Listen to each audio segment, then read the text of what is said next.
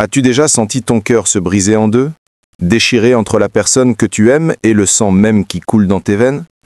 Cette sensation, ce gouffre qui s'ouvre sous tes pieds quand deux mondes que tu chéris entrent en collision, c'est une vieille histoire, aussi vieille que nos terres. Bienvenue mes amis, bienvenue autour de ce feu, bienvenue là où les histoires africaines deviennent ton miroir. Ici, nous ne racontons pas de simples contes. Nous dévoilons les battements de cœur, les secrets enfouis et les vérités qui guérissent. Aujourd'hui, l'histoire que je vous apporte est celle de la dette du passé. C'est l'histoire de Lorita, dont l'amour a déterré un fantôme que sa propre mère croyait enterré à jamais. Reste jusqu'à la fin, je te le promets. Ton cœur connaît déjà la réponse. Il l'a toujours su. Avant que les esprits du Lessie ne prennent la parole, fais un geste pour les ancêtres. Like et abonne-toi. Ils regardent et apprécient ceux qui honorent les histoires. Imaginez la scène. Une petite maison coquette. L'odeur du riz jollof qui flotte dans l'air, une promesse de joie. Lorita, ma chère Lorita, rayonnait. Revenue de ses études à l'étranger, elle n'était pas seulement revenue avec des diplômes, mais avec un amour, un vrai. À ses côtés se tenait Clinton, un homme au regard doux, les mains légèrement moites. Il était nerveux, bien sûr. Rencontrer la belle-mère est une épreuve universelle, un rituel de passage. Pour lui, c'était plus que ça. C'était la consécration de 2 ans d'amour à distance, de nuits passées au téléphone à construire un futur. Lorita lui serra la main. « Ne t'inquiète pas », murmura-t-elle, son sourire capable de calmer une tempête. « Maman va t'adorer. Je lui ai tellement parlé de toi. » Elle poussa la porte et cria, pleine de cette innocence que seule la jeunesse possède, « Maman ! Oh maman, ma chérie, nous sommes là !» Une femme élégante, Dorothée, sortit de la cuisine. Un tablier noué sur une robe impeccable, le visage d'abord illuminé d'un sourire maternel. « Ma fille, enfin ! Et voici donc... » Son sourire se figea. Il ne s'est pas effacé, non, il s'est brisé. Comme une poterie précieuse tombant sur le carrelage. Ses yeux se sont agrandis, la chaleur a laissé place à un froid polaire. Le silence qui tomba dans la pièce était lourd, épais, suffocant. On aurait pu entendre une fourmi marcher. Clinton, mal à l'aise, esquissa un sourire. « Bonjour madame ». Le son de sa voix fut comme une allumette jetée sur de l'essence. « Toi !» siffla Dorothée. Le mot chargé d'un venin accumulé depuis des années. Lorita, perdue, regarda de l'un à l'autre. « Maman, vous vous connaissez ?» La question resta suspendue dans l'air. Ridicule. La réponse était évidente. Dorothée fit un pas en avant, le doigt pointé sur Clinton comme une lance. « Poignard! Voleur !» cria-t-elle, sa voix se brisant sous la fureur. « Maman, arrête! Qu'est-ce que tu dis ?» supplia Lorita. Mais sa mère était une rivière en crue, impossible à contenir. « Arrêtez quoi ?» Elle se tourna vers sa fille, les yeux injectés de sang et de larmes. « Cet homme, ce soi-disant fiancé, c'est lui ? C'est lui qui a détruit ma vie? Celui qui a causé mon divorce ?» Chaque mot était une gifle. Clinton, pâle comme un linge, ne put que balbutier. « Je suis désolé. »« Dehors !» hurla Dorothée, saisissant le premier objet à sa portée, un petit vase. « Diable ! Sors de chez moi ! Dehors !» Elle le lança. Le vase se fracassa contre le mur à quelques centimètres de la tête de Clinton. Lorita, en état de choc, se mit entre eux, les bras écartés. « Maman, arrête! Pourquoi? Pourquoi lui ?» Dorothée la repoussa sans ménagement. « C'est la question que je te pose, ma fille. Parmi tous les hommes de ce monde, pourquoi as-tu ramené le diable en personne à ma porte ?» Clinton s'était enfui. Ou plutôt, il avait été chassé comme un chien galeux, laissant derrière lui une Lorita dévastée et une maison remplie des éclats d'un passé qu'elle ne comprenait pas. Le parfum de fête s'était mué en une odeur de cendre. Lorita se tourna vers sa mère, les larmes brouillant sa vue. « Parle-moi, tu me dois une explication. Qu'est-ce qu'il y a entre vous deux ?» Mais Dorothée s'était murée dans un silence de granit. « Je ne te dois rien, » dit-elle froidement, le visage fermé. « Tout ce que tu dois savoir, c'est que tu ne reverras plus jamais cet homme. C'est fini. Tu devras passer sur mon cadavre. » Devant ce mur, la confusion de Lorita se transforma en rébellion. « Non, je ne le quitterai pas, pas sans savoir. Si tu ne me dis rien, j'irai chercher les réponses moi-même. » Elle se précipita vers la porte, mais sa mère fut plus rapide. « Anne Salem, ferme ce portail, ne la laisse pas sortir !» cria-t-elle à la domestique. Lorita se retrouva prisonnière de sa propre maison. La rage et le désespoir la submergèrent. Elle vit l'escalier menant au balcon de l'étage. Sans réfléchir, elle monta en courant et enjamba la balustrade. « Maman, je vais sauter si tu ne me laisses pas sortir, je le jure !» Le cœur de Dorothée manqua un battement.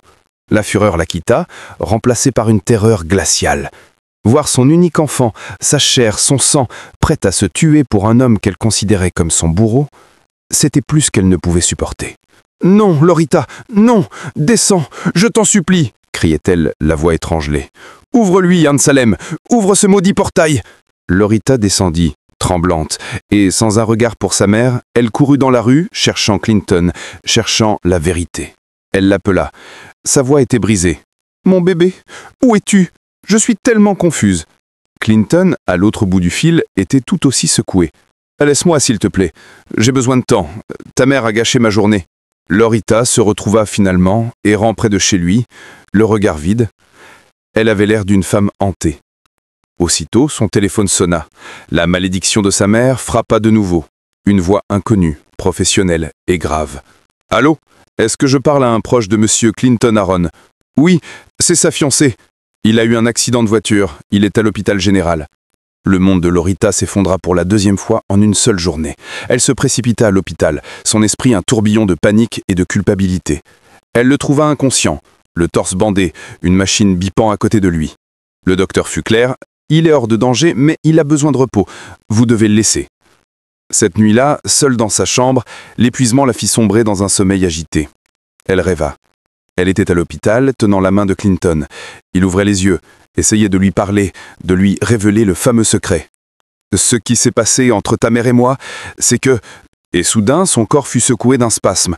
Le bip de la machine devint un son long, strident, final. Des médecins se précipitèrent. « On l'a perdu !» cria l'un d'eux. Et dans son rêve, la porte s'ouvrit sur sa mère, un sourire triomphant sur le visage. « Il est mort. Es-tu heureuse maintenant ? Allons-y. » Lorita se réveilla en hurlant, le corps couvert d'une sueur froide. Ce n'était qu'un rêve, mais c'était un avertissement. Elle devait le protéger. Elle devait savoir. Le cauchemar avait laissé une trace indélébile. Lorita ne pouvait plus rester à la maison. Elle devait voir Clinton, le toucher, s'assurer qu'il respirait encore.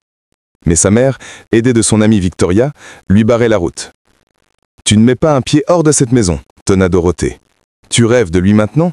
Tu es devenue prophétesse ? Reste ici. » Lorita, poussée à bout, sentit une force nouvelle en elle. « Maman, si tu ne me laisses pas passer, je te pousserai. » Le visage de sa mère se décomposa. La menace physique, de la part de sa propre fille, était une trahison suprême. C'est Victoria qui calma le jeu, murmurant à l'oreille de Dorothée « Dis-lui la vérité, c'est la seule façon de la calmer, de la ramener de ton côté. » Mais Dorothée secoua la tête. « Jamais. Je lui ai toujours dit que son père était infidèle. Si elle apprend la vérité, elle me haïra pour toujours. » Pendant des jours, ce fut une guerre froide. Lorita, prisonnière, et sa mère, sa joaillière. Finalement, Clinton fut autorisé à sortir de l'hôpital. Le premier réflexe de Lorita fut de s'échapper pour le rejoindre. Elle le trouva chez lui, encore faible, mais vivant. Et là, dans le calme précaire de son petit appartement, elle exigea la vérité. « Je ne partirai pas tant que tu ne m'auras pas tout dit. Ma mère ne parle pas, alors parle, toi. » Clinton soupira. Il regarda Lorita, son amour, sa lumière, et il sut qu'il ne pouvait plus la protéger de ce passé sordide. Il devait le lui livrer, brut, sans phare. Et alors, comme un vieux griot déroulant une histoire tragique, il commença son récit. « C'était il y a des années, ma chérie. J'étais jeune, ambitieux et peut-être un peu trop avide. J'étais le directeur d'un grand hôtel en ville. Un jour, un homme est venu me voir. Un homme riche, respectable, mais le visage rongé par le chagrin. C'était ton père. Il m'a dit « Ma femme me trompe. Elle est dans cet hôtel en ce moment même avec un autre homme. Aidez-moi à aller prendre la main dans le sac. » Le conteur que je suis doit vous peindre la scène.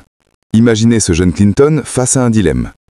D'un côté, l'éthique de son hôtel, la protection de ses clients. De l'autre, la détresse d'un mari trahi. Et une offre alléchante. Au début, j'ai refusé. C'était contre nos règles. Mais il a insisté. Il m'a offert de l'argent. 1 million. J'ai refusé. 2 millions. J'ai encore refusé. Et puis, il a dit 5 millions. Clinton baissa les yeux, la honte encore palpable des années après. 5 millions. Pour un jeune homme comme moi, c'était une fortune. C'était la clé pour une autre vie. J'ai cédé. J'ai accepté. Je lui ai donné le numéro de la chambre 28. Je l'ai même accompagnée, m'assurant que personne ne l'arrêterait. La gorge de Lorita était sèche. Elle écoutait, horrifiée, l'histoire de la chute de sa propre famille, racontée par l'homme qu'elle aimait. « J'ai entendu les cris de loin », murmura Clinton. « Ton père a ouvert la porte, ta mère était là, avec un jeune homme. La scène qui a suivi était terrible. L'humiliation, la rage, la douleur. Ton père l'a traitée de tous les noms. Elle a été chassée de l'hôtel et de sa vie. Le lendemain, elle est revenue me trouver. Elle avait découvert que c'était moi qui l'avais vendue. Elle m'a maudit. Elle a juré de me hanter toute ma vie.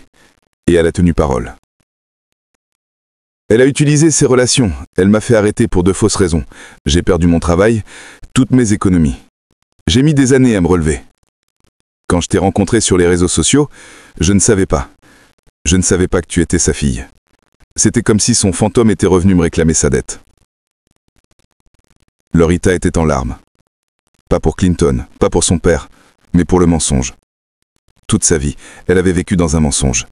Maman m'a menti pendant tout ce temps. Elle rentra chez elle comme une furie. Elle trouva sa mère dans le salon et explosa.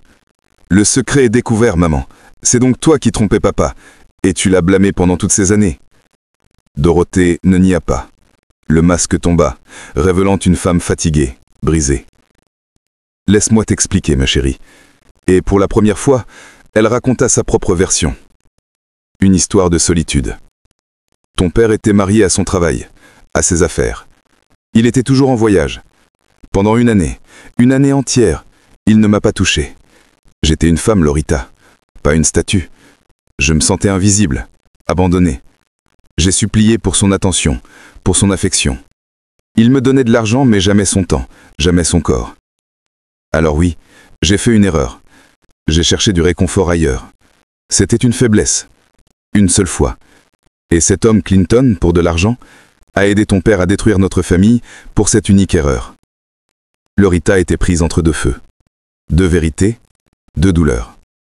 Mais une chose était claire pour elle. Le passé de Clinton est son passé. Le tien est le tien. Mais notre amour à nous est dans le présent. Et c'est tout ce qui compte. Ces mots, au lieu de guérir, creusèrent un fossé encore plus profond. Pour Dorothée, c'était la trahison suprême. Sa fille choisissait le camp de l'ennemi. Lorita arriva chez Clinton avec sa valise et son cœur lourd. « Je ne peux plus rester là-bas », dit-elle simplement. « Je suis fatiguée de cette guerre, je veux être avec toi. » Clinton, bien que touché, était inquiet. « Ma chérie, ta mère va devenir folle, elle va venir ici, elle va dire que je t'ai kidnappé. » Pour le rassurer, Lorita prit son téléphone et enregistra une vidéo. « Salut tout le monde, c'est Lorita, je suis chez Clinton de ma propre volonté. Ma mère ne peut rien faire. » Il pensait avoir trouvé un havre de paix. Mais le venin de Dorothée pouvait traverser les murs. Le lendemain matin, une nouvelle tragédie frappa. Clinton se réveilla en criant « Chérie, je ne vois plus rien, tout est noir !» Lorita lua la lumière, le cœur battant. Il ne plaisantait pas. Ses yeux étaient ouverts mais vides. Il était devenu aveugle. « C'est elle !» murmura Clinton terrifié. « C'est ta mère. Elle est allée trop loin. Elle a utilisé la sorcellerie. » Lorita, dévastée, retourna confronter sa mère. « Qu'as-tu fait? Annule ça! Il ne peut pas être aveugle !» Dorothée eut un rire glacial. « Merci Jésus, c'est le karma qui fait son travail. Il a détruit ma vie, maintenant la sienne est détruite. Bientôt il deviendra fou, et toi avec lui si tu restes à ses côtés. » La cruauté de sa mère la laissa sans voix. C'était le point de non-retour. Lorita entra dans son propre monde intérieur, un monde de peur et de solitude, mais aussi de détermination. Elle allait se battre pour lui. Avec son amie Hélène, elles prièrent, elles utilisèrent de l'huile d'onction, cherchant un miracle divin pour contrer une malédiction diabolique.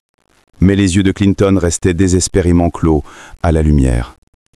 Pendant ce temps, Dorothée jouait sa dernière carte. Elle retourna à la police. « Il a kidnappé ma fille, mon bébé est séquestré chez cet homme aveugle depuis des jours. » La police, bien que sceptique, se devait d'intervenir. Ils débarquèrent de nouveau chez Clinton. La scène était absurde. Un homme aveugle accusé d'avoir enlevé une femme adulte et valide. Lorita montra sa vidéo, mais les policiers, peut-être influencés par Dorothée, l'emmenèrent quand même. « C'est la procédure », dirent-ils. Lorita était à bout. anéantie. Elle avait tout essayé, la logique, la confrontation, la prière, rien ne marchait. Alors qu'elle pleurait dans les bras d'Hélène, son ami lui dit les mots qui allaient tout changer. « Il est temps de parler à ton père. » Son père. L'homme qu'elle n'avait pas vu depuis le divorce, l'homme que sa mère avait dépeint comme un monstre égoïste. C'était sa dernière chance. Elle réussit à obtenir son numéro et avec une main tremblante, elle l'appela. Il répondit. Sa voix était plus douce que dans ses souvenirs. Elle lui raconta tout, sans filtre. La rencontre, les mensonges, la cécité de Clinton, les accusations, sa propre détresse. Il y eut un long silence à l'autre bout du fil. Puis il dit simplement « J'arrive ». Le retour du père fut un tremblement de terre. Il alla d'abord voir Clinton en prison. Il vit la sincérité dans le jeune homme, même aveugle. Il paya sa caution et le fit libérer. Puis, il alla voir Dorothée. La confrontation finale eut lieu dans le salon où tout avait commencé. Elle le vit et voulut crier, accuser. Mais il leva la main et son calme imposa le silence. « Dorothée, dit-il d'une voix grave, cette guerre a assez duré. J'ai ma part de tort, je t'ai négligé. Tu as la tienne, tu m'as trahi. Mais notre fille est prise au milieu. Son bonheur est tout ce qui compte maintenant. Cet homme, Clinton, il l'aime et elle l'aime. On ne peut pas détruire ça. Pour l'amour de notre fille, je te demande d'arrêter. » Il la regardait droit dans les yeux et pour la première fois il parla une langue qu'elle comprenait, la langue de leurs racines. Il lui dit en igbo, « Biko, kusiagara. S'il te plaît, arrête cette guerre. » Et là, quelque chose en Dorothée se brisa. Le barrage de haine, construit pendant des années, céda. Les larmes coulèrent sur son visage, des vraies larmes cette fois. Des larmes de regret, de douleur, de solitude. Elle tomba à genoux, pleurant toutes les années perdues. Il la releva. Pour la première fois depuis une éternité, ils se prirent dans les bras, non pas comme des amants, mais comme deux survivants d'une bataille qu'ils avaient eux-mêmes déclenchée. Le pardon, fragile et précieux, flottait dans l'air.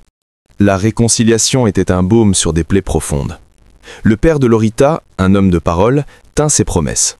Il s'excusa auprès de Clinton pour le rôle qu'il avait joué dans sa chute des années auparavant, et il se tourna vers Dorothée. « Tu dois aussi t'excuser, pour le bonheur de notre fille. » Le cœur lourd, mais sincère, Dorothée accompagna son mari et sa fille chez Clinton. C'était la scène la plus improbable qui soit. La femme qui avait juré sa perte se tenait sur le seuil de sa porte, la tête baissée. « Clinton, je suis désolé, pour tout le mal que je t'ai fait, pour tout ce que je t'ai fait traverser. S'il te plaît, trouve dans ton cœur la force de me pardonner. » Clinton, assis sur son canapé, le regard toujours vide, resta silencieux un long moment. L'air était tendu. Puis il parla, sa voix empreinte de la sagesse que la souffrance confère. « Dire désolé n'est pas une gomme magique. Tu m'as traité comme un criminel. Mon seul crime était d'aimer ta fille. » Mais voyant la détresse sincère sur le visage de tous, il ajouta « Mais Dieu connaît le cœur de chacun, et il nous demande de pardonner. » « Je te pardonne. » Un soupir de soulagement collectif emplit la pièce. La paix était enfin là. Le père de Lorita, ému, posa une main sur l'épaule de Clinton. « Mon garçon, pour te remercier et pour réparer les torts, je vais t'envoyer à l'étranger pour la meilleure opération des yeux possible. Et à ton retour, un nouveau départ t'attendra. 20 millions sur ton compte et une nouvelle voiture. » C'était plus que ce dont Clinton aurait pu rêver. Une famille réunie, un futur assuré. Alors que tout le monde se réjouissait, Clinton sourit. « Encore une chose, dit-il. » Il cligna des yeux. Une fois, 2 fois. Puis il tourna la tête et regarda directement Lorita, un éclat malicieux dans le regard. « Je ne suis pas aveugle. » Stupéfaction générale. « Quoi ?»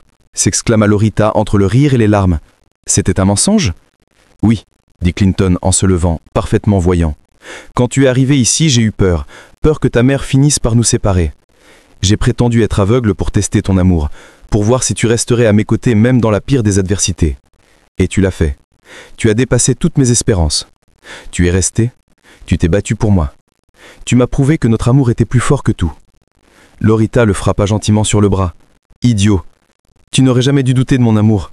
Tu m'as fait tellement peur. » Il la prit dans ses bras, la serrant fort. « Je suis désolé, mais maintenant je sais. Je sais que rien ni personne ne pourra jamais nous séparer. » Les parents regardaient la scène, souriant.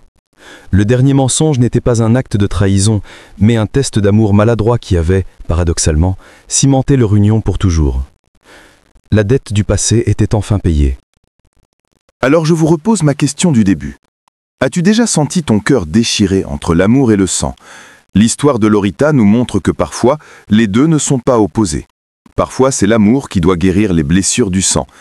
Il y a un vieux proverbe haoussa qui dit « Le cœur de l'homme est comme une rivière profonde. On ne connaît jamais son fond. » Dorothée pensait connaître le fond de sa haine. Lorita pensait connaître les limites de son amour. Tous deux ont été surpris. Voici mon conseil pour toi, qui écoute au coin de ce feu.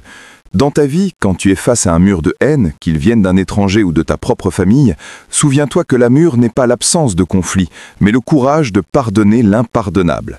C'est dans le pardon que réside ta vraie force. C'est la clé qui libère non seulement l'autre, mais toi-même. Maintenant, c'est à toi de parler. Commente. Quel sacrifice ferais-tu pour l'amour face à ta propre famille? Quelle est la limite que tu ne franchirais pas? Vos histoires nourrissent ce feu. Et ne partez pas tout de suite. L'histoire que je vous prépare la prochaine fois, eh bien, disons simplement qu'elle parle d'un pacte conclu à minuit au pied d'un baobab. Le prochain esprit connaît déjà ton nom.